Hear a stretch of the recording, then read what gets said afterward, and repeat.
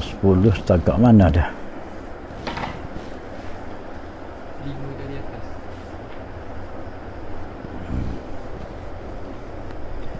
Bismillahirrahmanirrahim.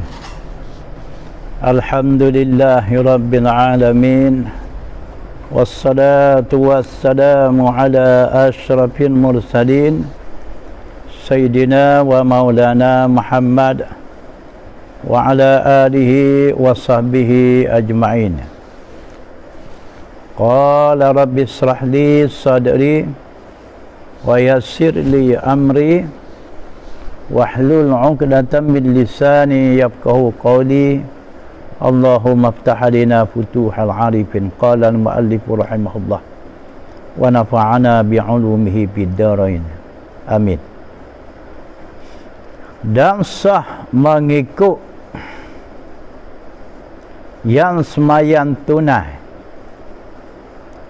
Sah mengikut yang sembahyang tunai, yakni orang yang sembahyang tunai sah dia ikut, sah dia beriman di belakang yang sembahyang qada. Boleh orang sembahyang tunai, orang sembahyang dalam waktu, beriman kepada orang yang sembahyang qada. Boleh. Kebetulan tanya kita nak sembahyang tu, ada redak qada sembahyang, daripada kita sembahyang seorang tu, boleh elok kita beriman dengan orang yang sembahyang qada. Pasti dapat juga pahala jemaah yang 27.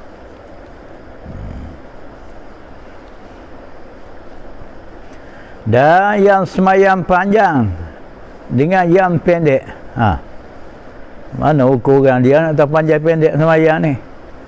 Dia tak ada ukuran. Makna panjang tu banyak bilangan rakaat, makna pendek tu sedikit. Gitu.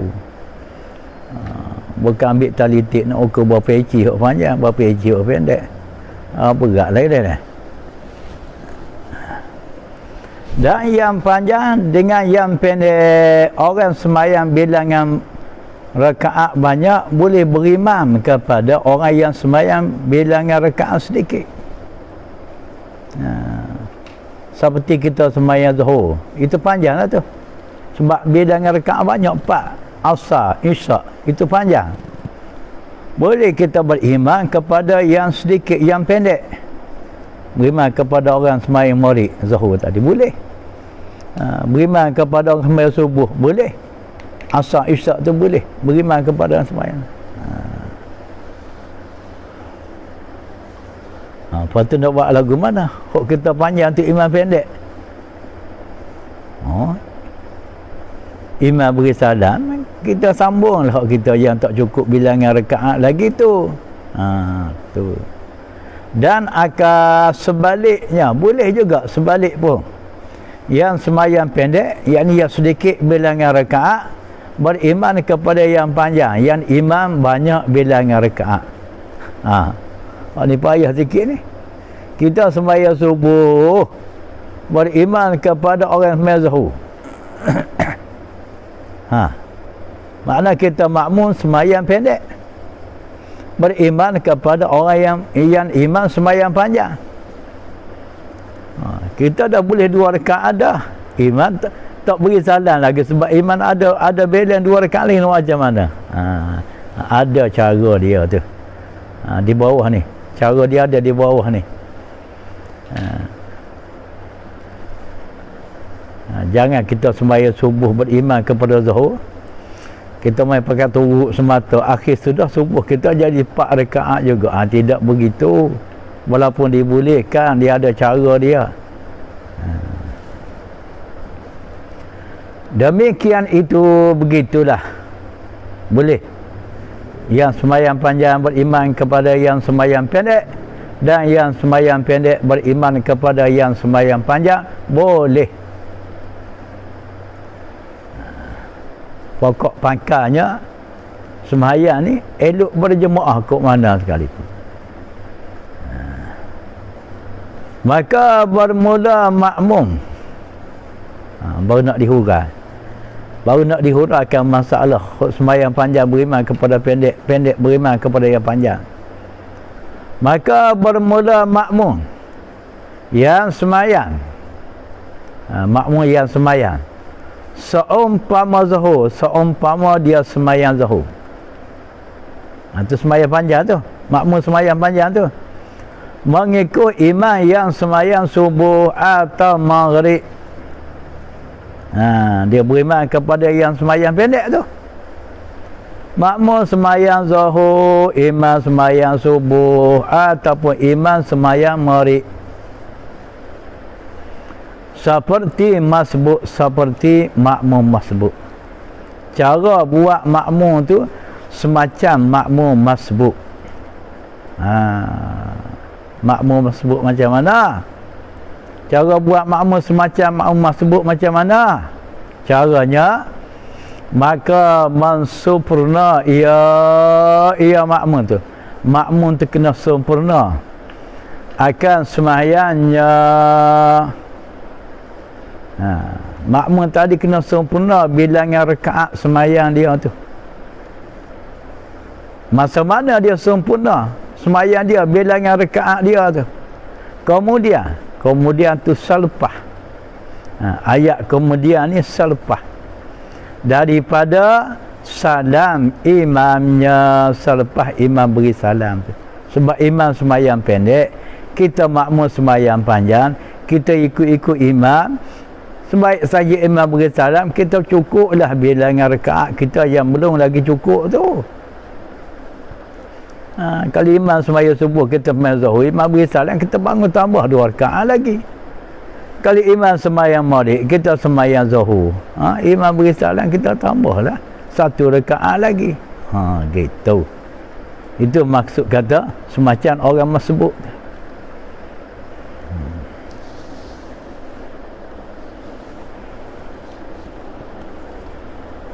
Dan afdal ni ada kelebihan-lebih dah, elok sangat. Dan afdal bagi makmum mengikutnya pada kunut imam pada subuh. Ni ayat klasik ni. Ayat klasik. Kalau kereta antik ni.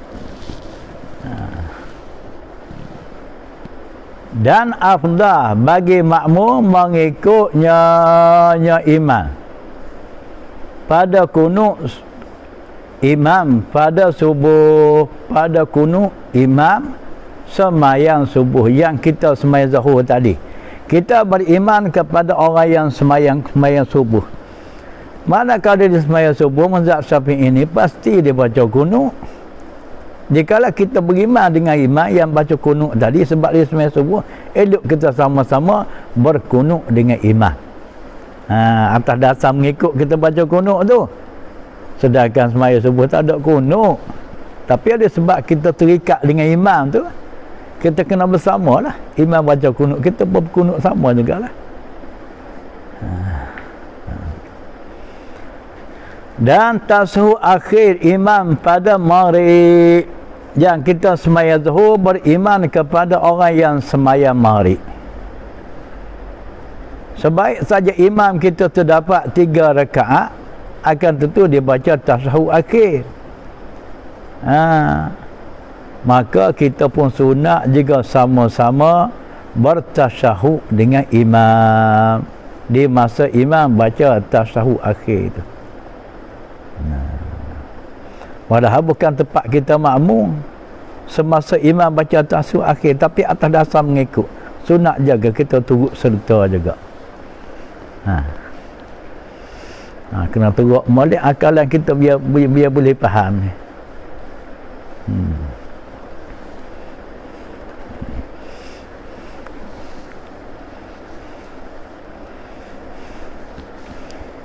Dan harus sebagai makmum, dan harus tu boleh makmum, tak jadi kesalahan. Niat mufarakah, niat bercerai dengan imam, niat berpisah dengan imam pada ketika imam baca kunut pada subuh atau pada baca tasyahud akhir pada maghrib, Yang kita sembahyang zuhur berimam kepada orang yang sembahyang subuh. Dikala tu imam baca kunut di masa tu kita makmum tadi boleh niat mufarakah. Setiap kita niat mufarakah tu kita buat sembahyang sendirilah. Ataupun boleh juga kita mufarakah dengan imam. Yang imam sembahyang maghrib, kita sembahyang zuhur tadi, sebaik saja imam baca tasyahud akhir, di masa tu kita makmum boleh niat mufarakah berpisah dari imam. Lepas tu kita buat sembahyang seorang lah. Boleh juga. Tu cara dia tu. Dan tiada melupu. Dan tu atas pada kata mufarakah makmum tadi. Dan tu atas pada kata makmum tadi mufarakah. Di masa tersebut. Di masa imam baca kunut. Kali imam sembahyang subuh. Di masa imam baca tasyahud akhir. Kali imam sembahyang maghrib. Dia mufarakah di masa tu. Tiada melupu, tiada menghilang akan makmum fadilah jemaah dengan ini niat mufarakah. Dengan niat mufarakah makmum di masa tu tidak menghilangkan pahala jemaah makmum tu. Faham tu?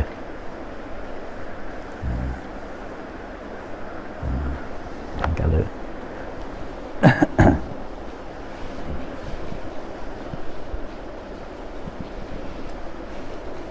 dan tiada melupu akan makmum fadilah jemaah dengan ini niat mufarakah. Dia kata ini niat mufarakah. Tu cakap orang tua dulu dia macam tu. Kalau kita nak muda baru cakap kita dengan niat mufarakah di masa tersebut tidak menghilangkan pahala jemaah makmum.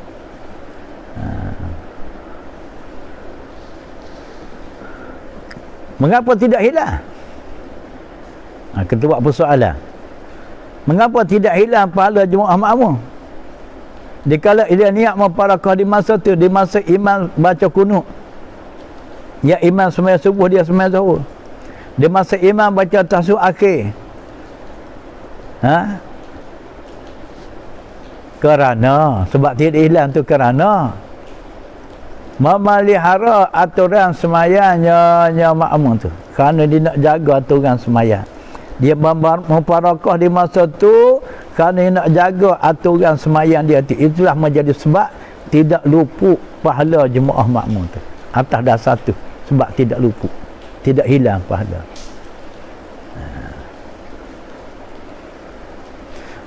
Habis cerita orang sembahyang panjang beriman kepada yang sembahyang pendek. Kita buka cerita baru pula. Cerita orang sembahyang pendek beriman kepada yang sembahyang panjang. Ni kalau tak biasa dengar ni, pulah juga.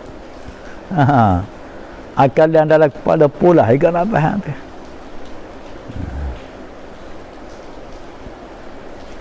Dan makmum yang sembahyang subuh. Tu orang sembahyang pendek tu. Sebab subuh 2 rakaat aja. Atau maghrib 3 rakaat. Masih pendek lagi maghrib. Orang sembahyang subuh atau yang sembahyang maghrib mengikut imam sembahyang seumpama zuhur. Dia beriman kepada orang yang sembahyang zuhur, kepada orang yang sembahyang asar, kepada orang yang sembahyang isyak. Jenis-jenis sembahyang pendek beriman kepada yang panjang. Bagaimana cara nak buat ni? Kalau hok makmum panjang, imam pendek, mudah. Ini hok makmum pendek, imam panjang ni. Macam mana lagu nak buat ni?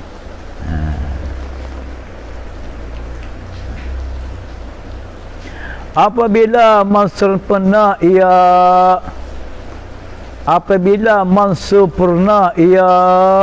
iman, ia tu kembali kepada iman.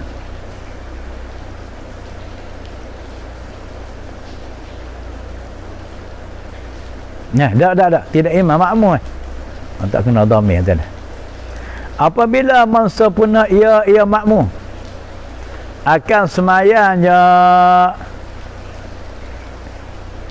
yakni rakaatnya. Jadi makmum yang sembahyang pendek tadi beriman kepada orang yang sembahyang panjang, manakala dah cukup bilangan rakaat makmum tu, itu maksud kata mensempurna ia akan sembahyang tu.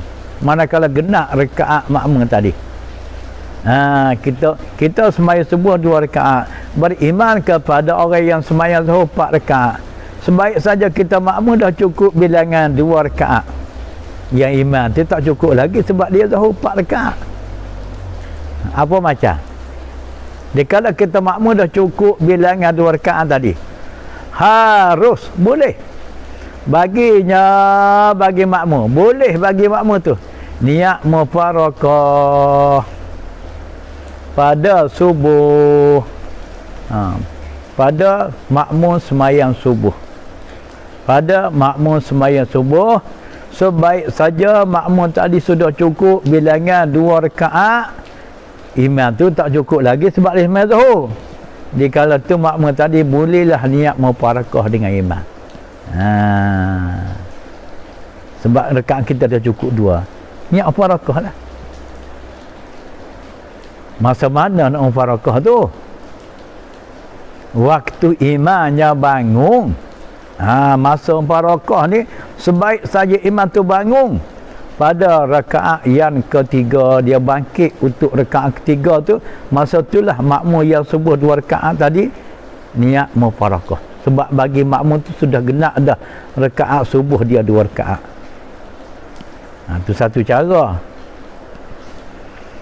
Dan afdalnya seelok sekali yang makmum sembahyang subuh beriman kepada orang yang sembahyang zuhur ke asar ke isyak ke, menantinya akan iman elok, dia tunggu iman tu. Jangan niat mufarakah, dia tunggu masa dia duduk baca tahiyat akhir bagi dia, bukan tahiyat akhir, baca tahiyat tu, tunggu situ.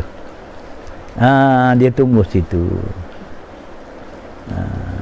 Lamalah tunggu sebab iman nak cukup 2 rakaat lagi. Kita duduk terlangur atas sejadah, nak tunggu beri salam bersama dengan imam. Dan afdalnya menantinya makmum akan imam, tunggu imam tu. Apa tujuan tunggu tu? Supaya memberi salam serta imamnya itu, supaya makmum tadi dapat sama-sama memberi salam dengan imam.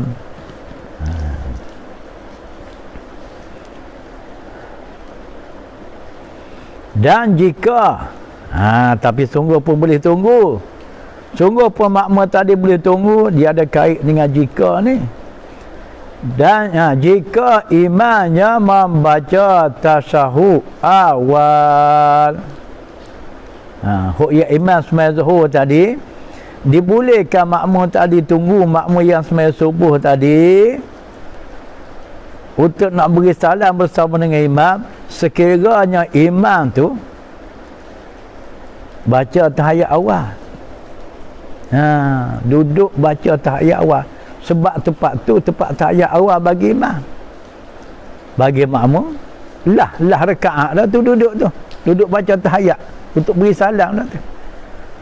Dibolehkan tunggu sekiranya imam tadi pernah duduk baca tasyahud awal padanya. Maka berpeluanglah bagi makmum boleh tunggu. Adapun imamnya meninggal tasyahud awal, imam tak baca tahiyat awal, makmum ikut imam, yang imam sembahyang 4 rakaat, siapa di pekat tahiyat awal imam tak baca, pakai tunggu bangun. Makmum tadi tak boleh tunggu dah. Sebab imam tak baca, tak boleh tunggu niat mufarakah dah.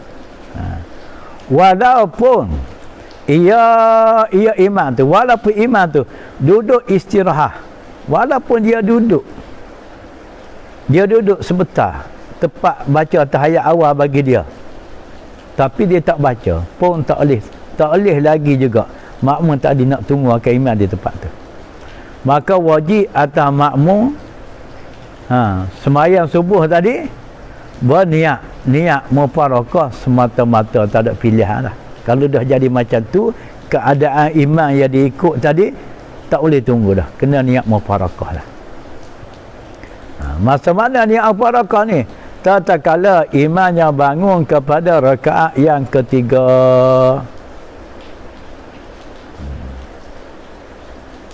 Dan wajib atas makmum marid. Habis je. Habis. Hak makmum semaya subuh beriman kepada yang semaya zuhur. Hak ni pula ni, hak semaya pendek beriman yang panjang seperti semaya maghrib. Hak tadi semaya subuh. Dan wajib atas makmum yang semaya maghrib tadi. Atas makmum maghrib, atas makmum yang semaya maghrib. Wajib berniat mufarakah, berniat berpisah dengan imam. Tatkala bangun imam seumpama imam semaya zuhur pada rakaat keempat. Imam bangun rakaat keempat sebab imam semaya zuhur. Yang kita makmum semaya maghrib, di masa tu wajib makmum tadi niat mufarakah.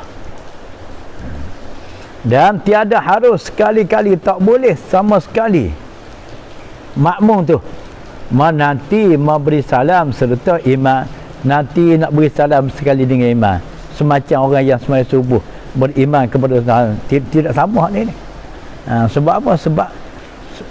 Sebab peluang makmum nak tunggu di masa tu bukan masa dia, bukan peluang dia, sebab imam tak pernah duduk di tempat tu. Sebab saja imam bangun rakaat keempat, makmum tadi wajiblah niat mufarakah. Kerana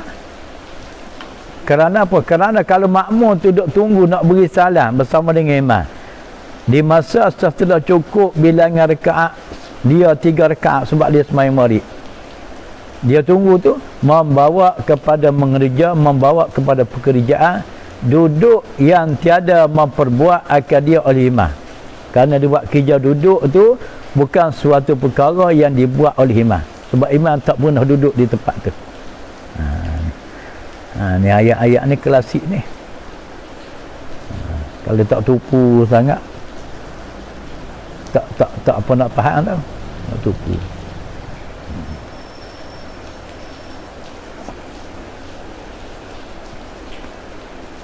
Habis dah. Masuk pasal ketiga pula. Dah 2 pasal dah habis ni. Kitab ni dah hampir bertengah dah ni. Pasal yang ketiga, penceraian yang ketiga dari kitab ni. Apa dia nak kata dalam pasal yang ketiga ni? Pada menyatakan pasal ketiga ni, pada menyatakan adab sembahyang berjamaah. Jadi pasal ketiga ni nak dibicarakan tentang adab sembahyang berjamaah. Dia nak bahas pasal sembahyang Jumaat ni. Dan sekurangnya elok kita pakai angka 2. Dan sekurang-kurangnya tambah lagi berjamaah. Walaupun tak ada di sini, nak menegakkan cakap agar mudah kita faham. Dan sekurang-kurang berjamaah. Ini kena buat tahqiq ni. Kita ni kita buat tahqiq, siap tahqiq. Berdengunglah bacanya. Baca ke orang kampung makan tak habis lah ni. Dan sekurang-kurangnya berjemaah, sekurang-kurang sembahyang berjemaah tu imam dan makmum 2 orang aja. Imam seorang, makmum seorang, pula modal. Sebab zaman Covid ni dah.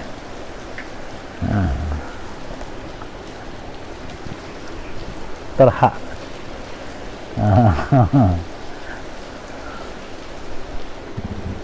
Tuhan uji sikit. Tuhan uji sikit barulah kaki sembahyang jadi terasa. Betapa ruginya aku tak boleh pergi sembahyang Jumaat. Dah biasa Jumaat dah. Kaki tak Jumaat tu. Biasa ni cedera lah.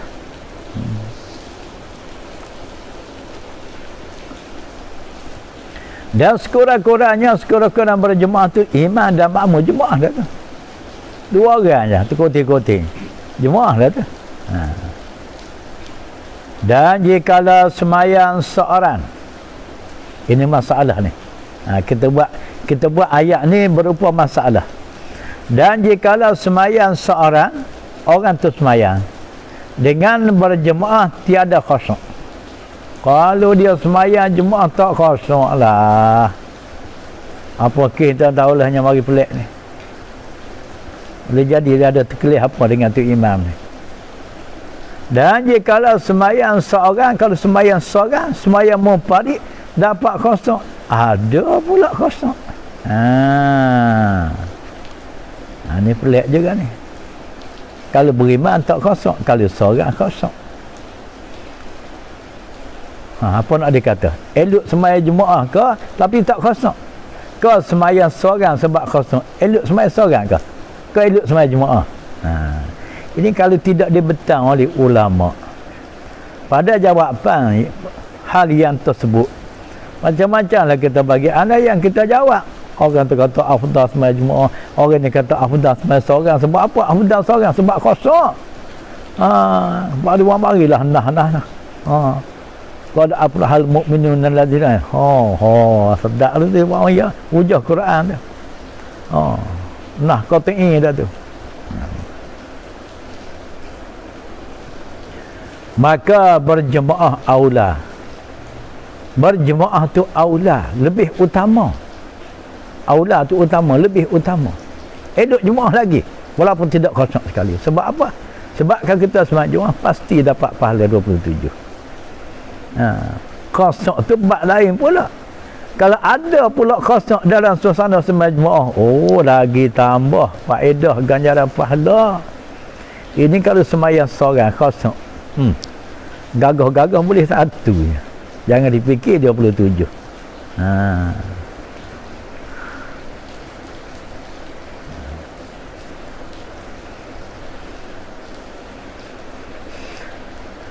Dan jemaah pada Jumaat afdal. Kalau kita nak cari semayang jemaah apa yang paling lebih sekali, semayang jemaah apakah yang paling lebih sekali dalam alam perbicaraan semayang jemaah? Ialah semayang jamaah Jumaat. Itu yang paling lebih. Sebab apa? Sebab jamaah pada Jumaat wajib. Adapun jemaah yang pada Jumaat, macam-macam pendapat. Orang tu kata fardu kifayah. Fardu kifayah itu wajib juga, tapi tidak secara ainiyah bagaimana Jumaat.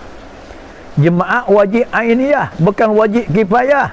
Makna wajib ainiyah, setiap mukallaf yang akibali, yang cukup syarat-syarat kelayakan selaku ahli Jumaat, wajib melaksanakan semayang Jumaat. Beza dengan jemaah yang tidak Jumaat. Kalau dah ada orang buat dah jemaah di kampung kita, di tempat kita duduk, tak berdosa dah kita. Pada tutup tan jemaah tu tak berdosa dah, sebab dah ada orang lain buat. Tapi dalam perkara jemaah ni, dibagi. Boleh pergi jemaah 40 orang, boleh 6 orang, 7 orang umpama, tak sampai angka 40. Dia taklid mazhab mengatakan boleh lah. Kalau taklid kena taklid, kalau tak taklid takut jadi talfiq. Walau parak talfiq kan, bercampur-campur. Selesai dah. Mereka 40 orang pergi jemaah tu selesai lah. Tutup tanpa tu jemaah. Tak pergi tu tak selesai. Dosa lah saya ni tak pergi lah. Sebelum kita nak kata berdosa tak berdosa ni, kita kena bahas dulu. Mengapa sebab tak pergi tu? Tak naik nama, tak ada nama dalam senara. Kalau pergi pun kena hambak ketuk siap dengan tukar ketubah. Dia dah tanggung pula. Mengapa tak boleh lebih pada 40 ni? Sebab sekarang semayang kena ada penjarakan. Penjarakan ni diboleh. Kalau darurat boleh. Kalau kita kata suasana panas, kalau teripik-ipik jadi panas, berpelai panas, tambah suasana aircon pun tak ada, kipas pun tak ada. Kalau dijarak tu adalah itu sikit, maka diboleh kerana darurat. Qiyas daripada situ, maka bolehlah ditakuti kerana jangkitan penyakit yang berjangkit, maka diboleh. ada dibahas di dalam kitab Tafuh, ada dibicara di ketengah oleh kitab fiqh dalam bab sembahyang Jumaat. Kalau darurah dia boleh, jangan disengaja. Jadi sekarang kita anggap darurah. Lepas tu komen kita masalah jemaah 40 tadi tak boleh nak lebih kerana masjid tak muat. Adakah mesti kita diri jemaah tu mesti dalam masjid? Buka dalam bab syarat sah jemaah. Syarat sah jemaah. Syarat sah, syarat wajib buka situ. Tak termasuk dalam senarai wajib didirikan jemaah mesti dalam masjid. Hak wajibnya mesti di dalam kawasan penduduk. Makna kata kawasan penduduk tak kira lah sama ada masjid ke, musalla ke, madrasah ke, surau ke, tengah padang ke, asal kawasan penduduk boleh buat jemaah. Jangan di luar kawasan penduduk. Tapi syarat penduduk tu penduduk yang tetap, yang bermustautin di situ. Tak masuk kira penduduk yang tidak tetap, yang dikatakan ahlul khiyam, ahli berkhemah, duduk waktu sementara, duduk secara bermusim. Habis musim tu dia akan berpindah randah ke tempat lain. Tak boleh buat jemaah tempat yang sebegitu. Bagaimana orang duduk di kursi-kursi ke apa ni, orang-orang yang mendatang kerja ikut kontrak. Itu tak boleh buat jemaah tempat dia. Dia nak penduduk tu orang mustautin, orang yang menetap. Tengok dalam bab jemaah lah pula tu. Kita ni bercakap mengikut saranan hukum. Jadi kalau kita mengaji, kita tidak memihak mengikut saranan hukum, apa guna pelajaran tu? Apa guna kita tutup mengaji? Jadi seolah ilmu yang terbentang di dalam kitab tu tidak menepati. Hak ni nak bicara di ketengah ni. Kita kena padu kita. Kalau mai kaul lain kata gitu, kita tengok pula. Dia ambil daripada sumber mana, daripada kitab mana, pendapat siapa. Tak boleh kita nak guna ra'yi kita, fikiran kita. Pandangan kita tidak berasas, tidak berterah kepada ilmu yang padu, yang cukup, yang jitu. Ini masalah.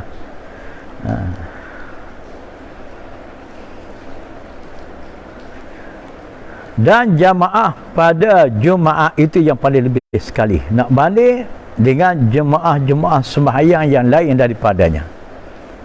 Kemudian subuhnya tu nya ada makna tu. Kata Tok Guru Kelantan, nya ada santan. Bukan nya tak ada santan. Nya ni orang sini panggil kelapa.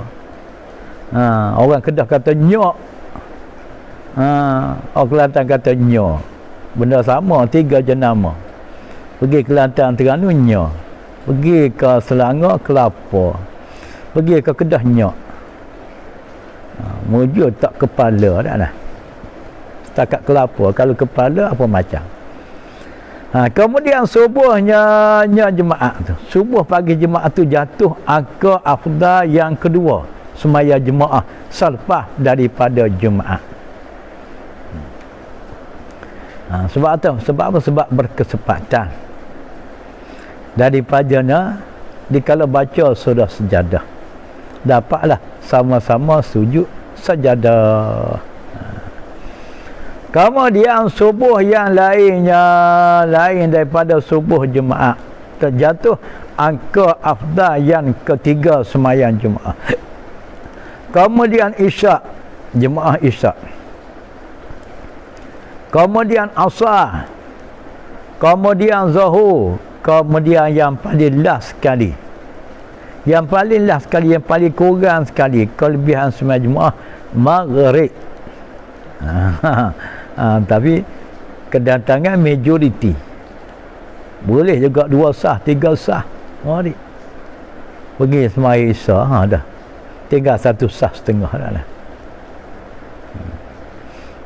Mengapa sembahyang Maghrib ni paling kurang afdal?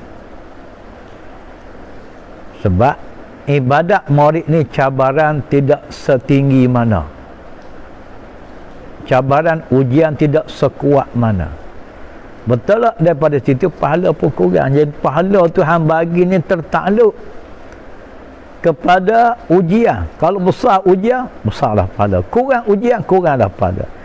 Al-maklum lah kalau orang boleh pergi ke seorang masjid murid ni, biasa je. Duduk rumah pun takkan nak tidur lagi dah masa tu. Kalau nak makan masak pun takkanlah waktu murid baru nak makan. Lalu elok pergi seorang. Tak. Mudah lah. Kalau Zuhur ni tercabar sikit lah. Kalau orang bekerja asar-asar tu, tengah sedap buat kerja tu, matahari tidak panas, tidak sejuk, tengah sedang-sedang utama sekali subuh, dengan mengantuk lah, dengan gelap lagi, dengan sejuk lagi, betul-betul tercabar. Itu sebab jadi lebih.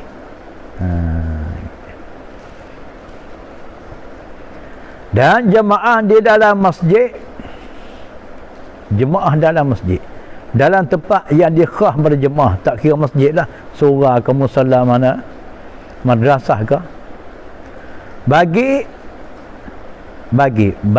yang lain. Bukan kalau kita kata bagi lain boleh, kita nak kemah ayat bagi yang lain daripada perempuan, bagi orang lain daripada orang perempuan, afdal. Afdal orang yang bukan perempuan hadir sembahyang jemaah di tempat yang khas, masjid ke surau ke madrasah. Kalau orang perempuan tu tidak afdal lah. Dan jemaah perempuan afdal di rumah. Orang perempuan afdal jemaah dalam rumah. Dan hadir tu datang. Perempuan-perempuan akan ke masjid. Orang puan muslimah tu datang jemaah di masjid, datang jemaah di surau. Pada jemaah laki-laki bercampur baur dengan jemaah orang lelaki. Makna di masjid tu orang lelaki sama jemaah, tapi orang puannya tu pun juga sekaki ke jemaah. Tapi bukan makna kata ke jemaah tu campur dengan orang lelaki, dia sembahyang tempat dia, dalam bilik dia. Makruh, hukumnya makruh. Kedatangan wanita sembahyang jemaah di tempat sembahyang orang laki-laki yang datang. Kalau datang kumpulan muslimah saja tak timbul masalah. Ini jemaah masjid seorang tu orang lelaki, dia pun tupas kaki ikut belakang. Hukum ke atasnya makruh. Bagi yang muda-muda, bagi perempuan yang muda-muda, tiada yang tua-tua. Macam-macam apa-apa tak apa dah. Yang tua, kalau kita lama dia kata tiada yang tuha-tuha. Tawaha alik tuha, rupa-rupanya tua. Ejaan zaman dulu kata tuha.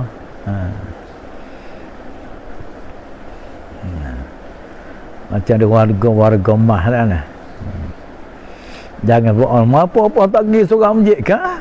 Orang puan makruh kan pergi jemaah tempat orang lelaki gitu. Kita ni kelas mana? Kelas muda ke kelas tua? Kelas cucu keliling pinggan dah. Eloklah.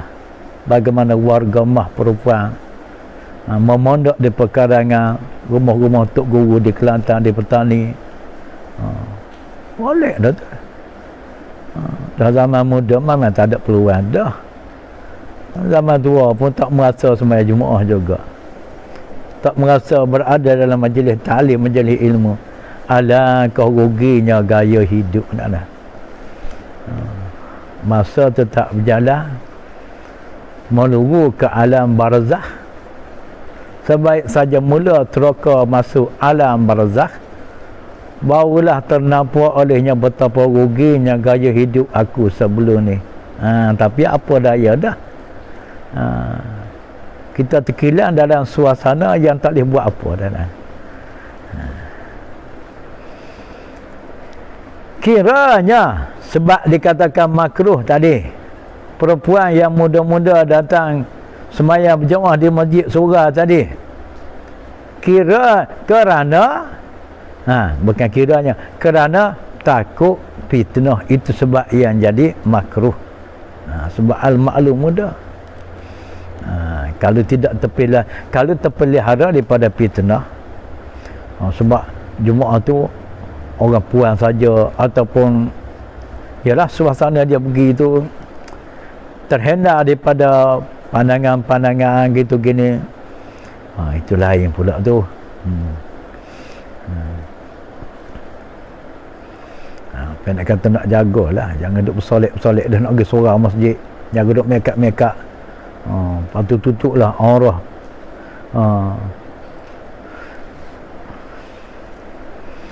Dan jika muafakat semayang qada imam dengan qada makmum sunat berjamaah, dan jika muafakat wallahu a'lam.